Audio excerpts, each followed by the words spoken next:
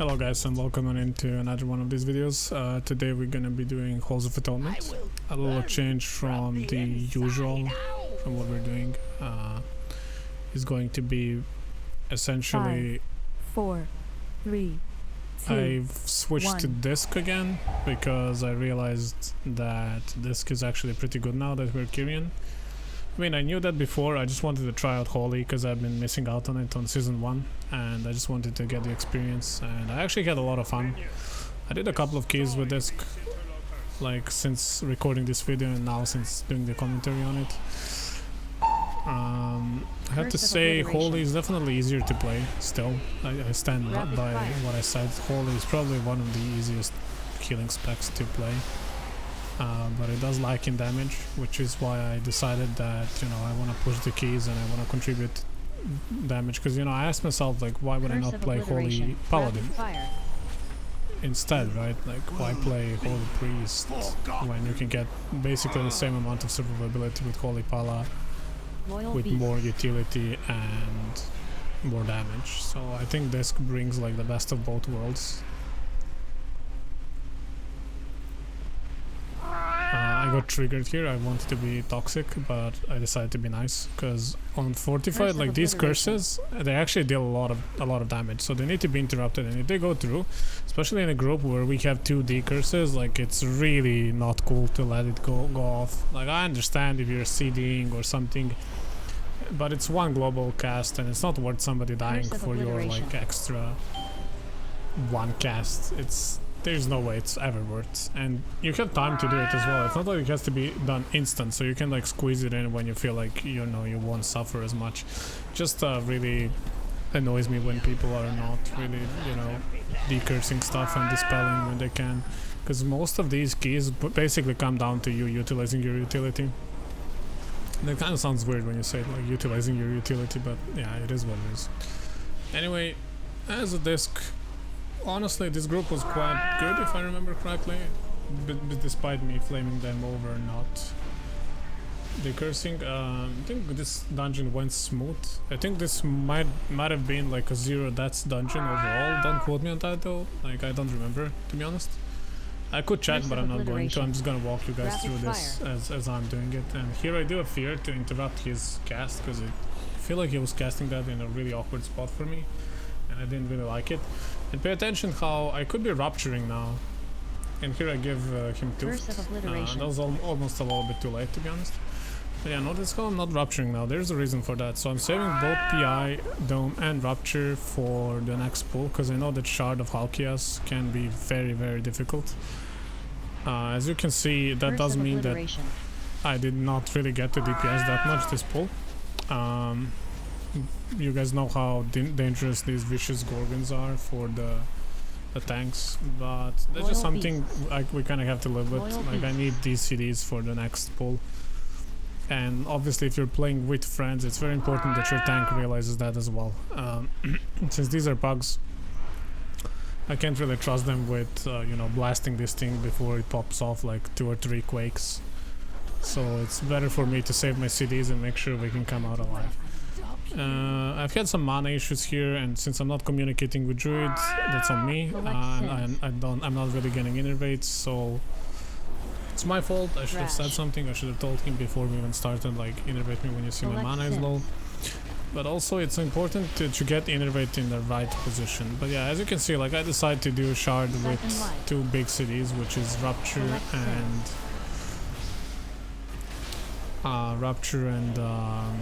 Ascended Boon.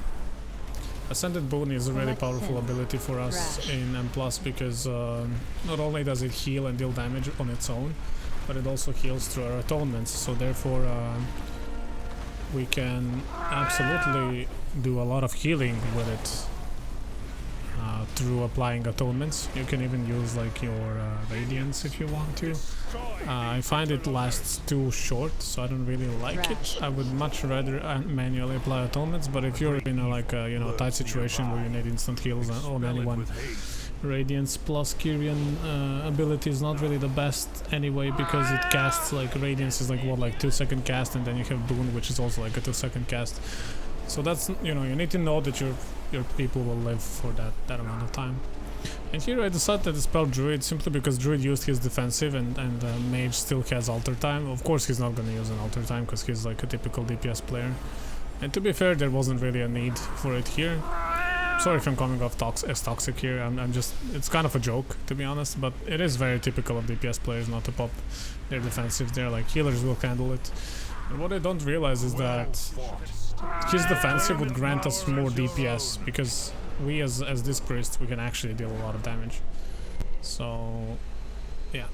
One cool thing about, you'll notice here, I'm not taking Sanguine Ichor like I did on Holy Priest runs, because I feel like Holy lacked damage and I feel like this was the perfect tool to give me damage as a Holy. But, and here I'm analyzing damage a little bit, you can see how much Shadow Fin does, it's a very powerful thing. I do have 252 Shadow Conduit though, like a Rabbit Curse of Obliteration. Rabbit Shadow or whatever it's called, Curse the one that boosts Shadow Fin, so that's why I use it as like a pretty big CD, because it deals a lot of damage and therefore a lot of healing. But yeah, Sanguine Ichor was definitely a good choice for me on Holy, because it dealt a lot of damage, so it dealt like 10% of my damage, even though we don't even pick it up from the start, so it's a big damage boost. And I feel like it was worth it, arguably. I'm not sure, like the haste is still really good, so it's up to you guys. I mean, technically with more haste you can also cast more smites and more holy fires and holy novas, so you can, you know, maybe Sanguine Ichor was not good option even on holy, but on disc I definitely feel like haste is like a clear-cut victor, simply because I just think that it is a very powerful tool to use in these type of situations, because that extra haste really makes a difference, because we have like Solace even has like a shorter CD because of the haste, so it's just overall a very big boost for us. It really is really big. Faster casts on Penance, faster casts on Radiance, faster application of dots, faster Solace, and also don't forget that Shadow Fin attacks faster because of extra haste. It's just overall like a win-win type of situation, like there is no negative there. And you might be thinking, yeah, but I take damage, so what about... Yeah, you're right, you take damage, that's true. That is true. But if you just keep Atonement on yourself with literally one tiny instant global cast, which is a shield, you will never even feel it, because you will be applying dots to targets and therefore you will have extra healing on yourself, enough to mitigate that 5% damage. So it really is not that big of a deal. Definitely go for haste in my opinion. It's really good, it's really strong, it's looking super powerful, and it's making this class so much more enjoyable to play. Honestly, these Anima powers are a really big buff to disc in my opinion. All of them just fit our toolkit so good. Even the shield one, like it's just overall survivability, which we do lack. Like we have two pretty mediocre CDs if you compare them to some other healers. Like we have Desperate Prayer and we have Fade, which are both pretty mediocre. And I suppose as a Kyrian you also have File, but I mean it's still not the greatest either. But yeah, here you can see Rogue was kind of dying a lot. I think that's because of the frontal and because of the shooting mostly, and then obviously keeping tank up on all the Gorgon pulls is always the priority. Something to keep in mind. I decided to do Rupture plus Kyrian Boon here because that was a double pull, so it was kind of dangerous. And here we went on to mini boss. Just this one thing we struggle as disc priests with is spot healing, and you will see here like all I can do is like spam Shadowman for him, and then I can also do Radiance, but you usually want to do Radiance as an offensive ability and then just apply Atonement to that one guy that needs healing. It is very often not worth it to Radiance somebody unless you need like see emergency heal like this. That was a good Radiance usage, otherwise you kind of want to Radiance mobs, you don't want to Radiance your friends, and obviously unless it's a tank that's dying. But also at the same time, like it is very important for us to use Radiance offensively, like on the big packs as well, because like what you want to do is you want to apply a dot, then you want to Radiance, then you want to keep applying dots, right? and that way you save one global cast plus deal damage, so it's just like overall a good thing to do. Another difficult pull with Gorgons. Luckily we had Stoneborn for this one, but I have Rupture back on, so that's really strong. And keep in mind I'm running double PI Lego, but apparently that Kyrian legendary is better. I just don't have it right now because I wasted all my cinders and ashes and all of that. I'll try to craft it for the next week probably, maybe even this week. I think I have materials right now, but only for 235. But the problem is like my legs are 252 eye level, so like it will be a pretty big eye level downgrade if I craft it on 235, and I cannot craft it higher because lack of cinders. So I'm not sure what to do. I'll think about it a little bit and we'll see. But honestly, PI Lego worked just fine. Personally, I found it pretty okay. And don't forget that we can cast blasts faster when we have haste. So that's also one more advantage for team haste, as I was making an argument earlier for haste. When you pop Kyrian Boon, you can actually cast more blasts. Like you can blast Nova. Without that extra haste, you cannot blast Nova. You need to blast Nova, blast Nova, blast, which is way worse than just blast Nova. So it is very good to have more haste, obviously. So that PI Lego really comes in clutch in these difficult pulls. And here we have Shadow Fiend. I hope I used it here because this is like a perfect situation to use it. Like a little bit lower mana, we did some extra deeps, so perfect. And then Kyrian Boon after Radiance, just doing some damage here, you know, and healing as well. Toofed myself here because I got a little bit scared. I wasn't sure if I'm gonna live there. Sometimes it's hard to judge, like while you're playing, how many of these earthquakes have gone by, and it looks spooky sometimes. And here's a typical DPS brain moment. I remember this clearly. I put Dome, and there's like 3 people outside of Dome. Like really, like come on guys. I mean, if you're a DPS, or doesn't matter what you are, like if somebody places a defensive, just stand in it, dude. Like there's no reason not to stack here, because either way you're gonna have to move from Quake. It doesn't matter where you're standing, so just stack in a barrier for trash and then later move out. It's really not that complicated. I don't know why people are like this, but it is what it is. Can't really, you know, teach people to play games in M+, you know. I just try my best to keep them alive. But that's just like one of those moments that really kind of,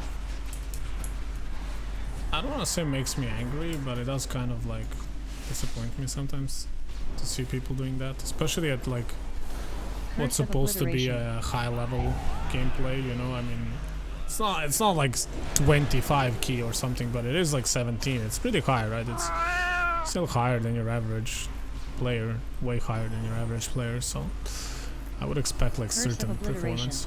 And yeah, this pull is also kind of dangerous. You gotta keep like Halls of Atonement is all about these early game pulls. You gotta these ones, they need to die ASAP, plus you need to keep people alive.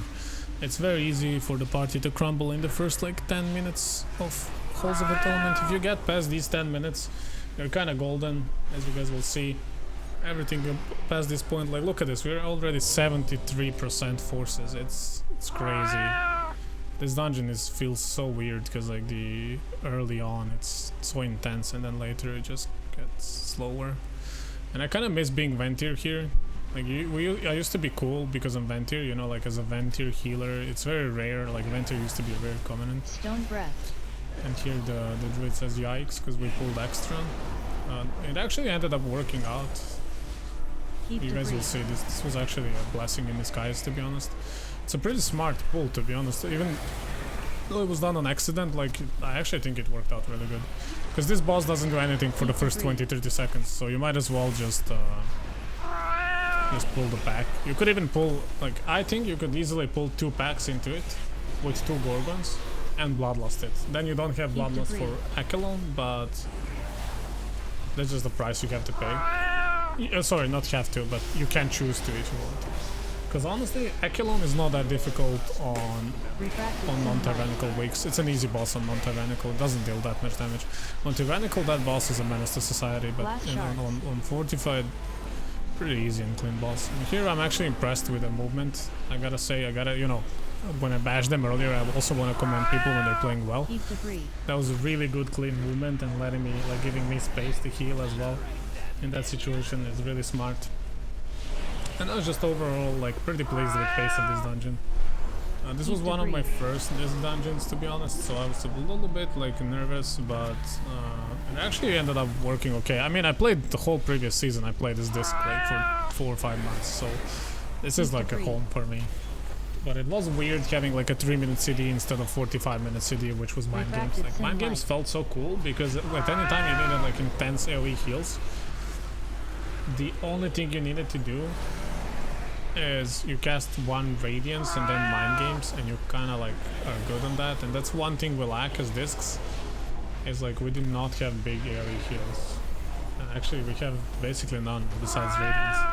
But we can prevent damage through Rupture, through Atonements, plus big damage and stuff like that, so that's really cool.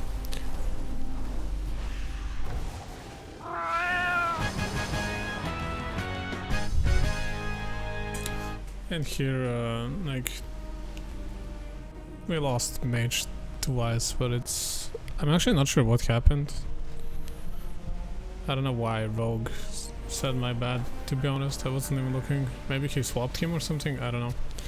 But either way, that was kinda big, but that's okay. It happens.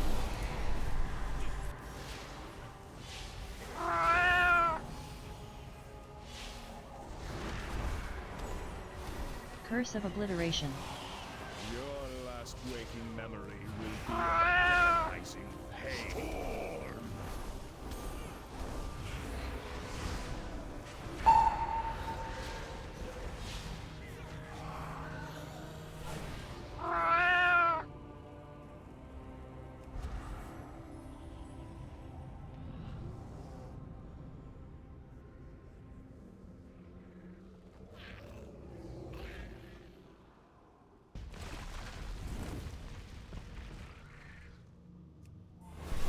So here after the skip, we're just doing standard stuff really. You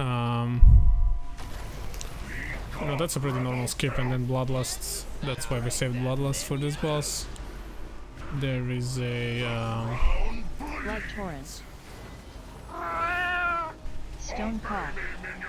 Couple of mechanics here that are important for us, because we do not have the most single target healing, so we want to pay attention to the person that gets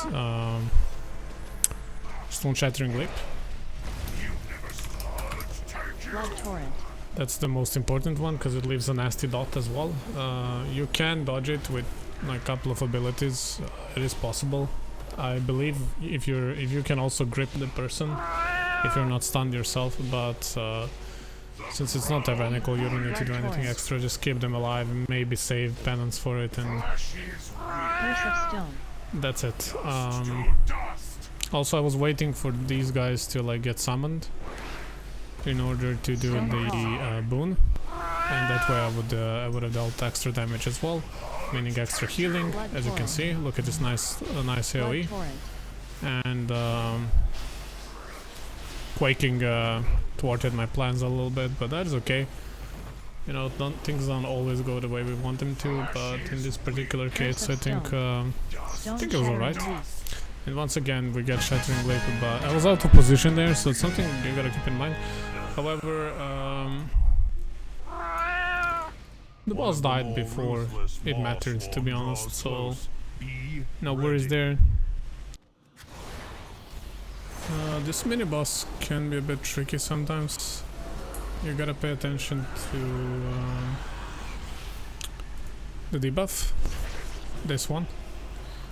So don't go into the group with that. And actually we kind of struggle to heal that as discs. It's, as you can see, like, look at how many Shadowlands have I done, and it barely mattered. I even popped Fade and Desperate Prayer.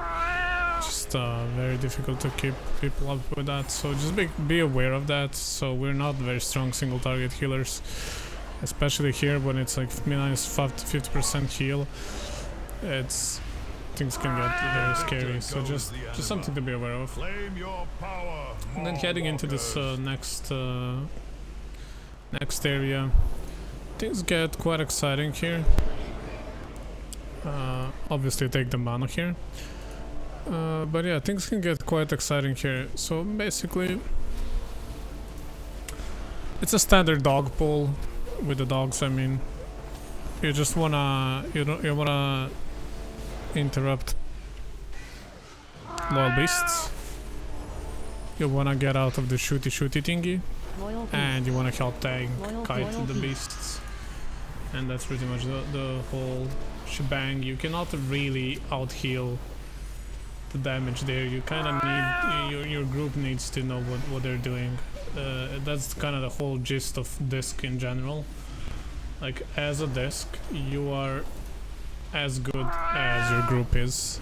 I think you can be the best player ever, but if your group is taking too much damage as disc, we just cannot carry. That's one of the reasons why I've enjoyed Holy Priest a lot. It's because Holy Priest just kind of allows you to pick up the slack if other people are making mistakes, and that is pretty nice.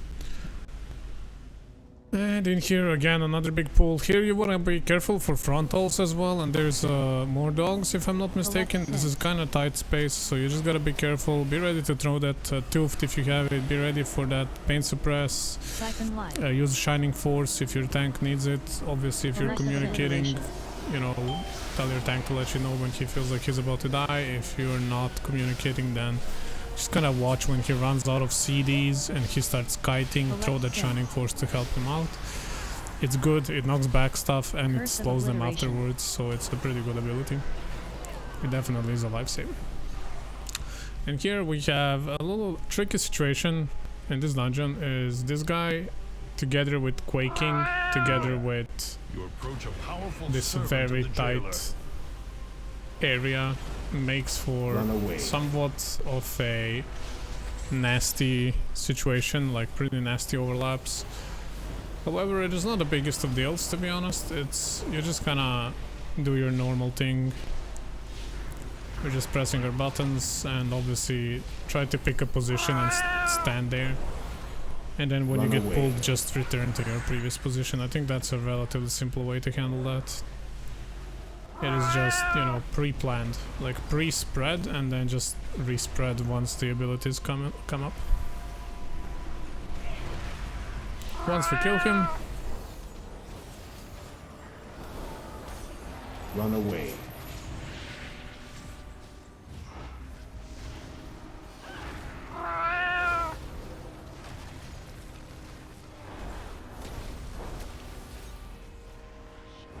Take the beast's as I was saying, once we kill him, we'll pick up the Anima power.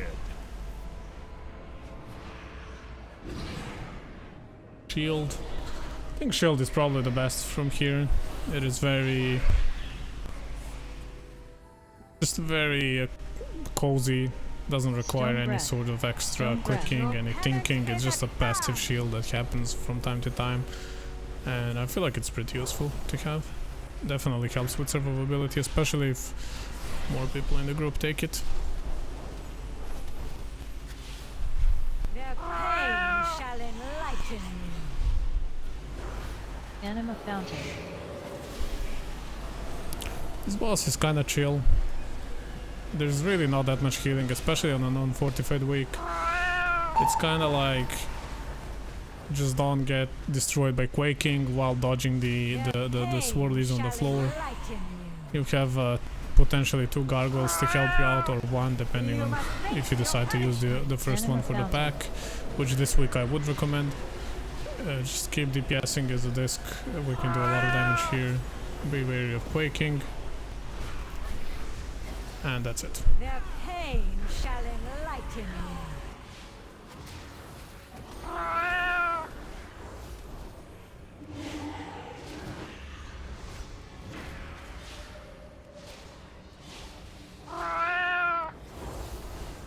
Anima Fountain.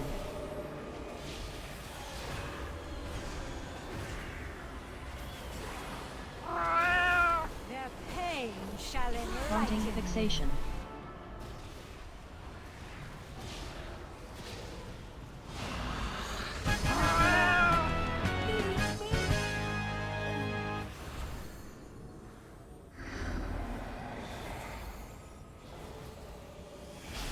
Now for this area I decided to pop Ascended Boon basically because I felt like we can do a lot of damage here. We can basically clean the one full side almost by ourselves. I kinda effed up here a little bit, even though it's not like the end of the world.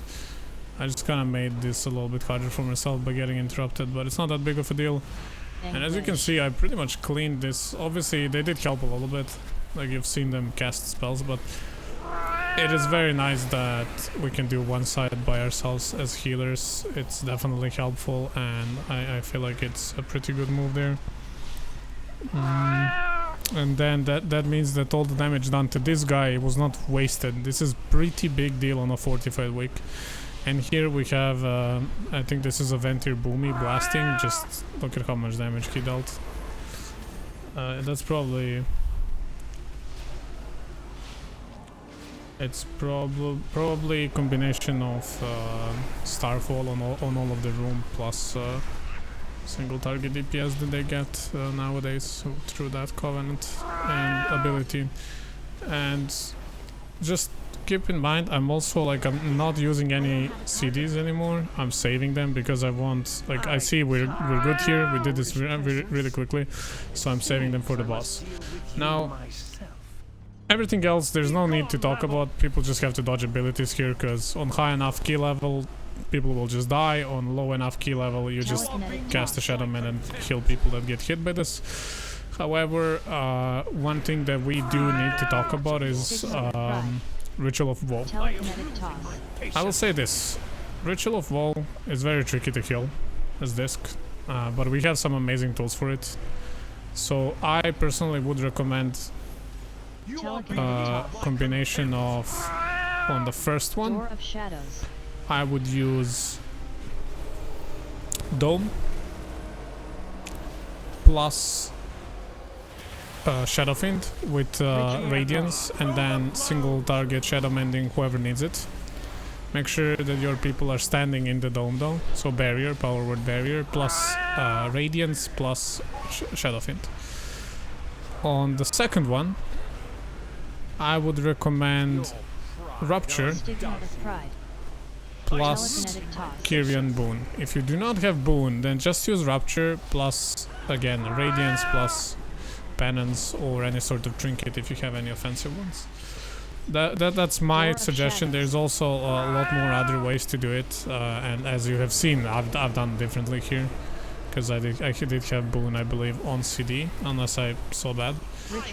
But you can do obviously the other order if you've already used abilities and so on and so on. One tricky thing in previous tier that isn't a problem anymore, but it was in the previous tier, is that you would do Prideful just before the boss, which meant that you had to commit some of the CDs as a disc for the Pride, and then you would head into this boss who is actually quite challenging to kill. So that was kind of bad for us, but this tier we don't have that problem anymore. As you can see, I got a lot of points because I didn't have high Halls of Atonement on Fortified, and yeah, it was a fun key. I really enjoyed doing this key. It was one of the better pug keys I've done, so hope you guys enjoyed, hope you find it helpful. Thank you guys for watching. Leave a like, comment, you know, I appreciate any sort of feedback, and I hope to see you guys again.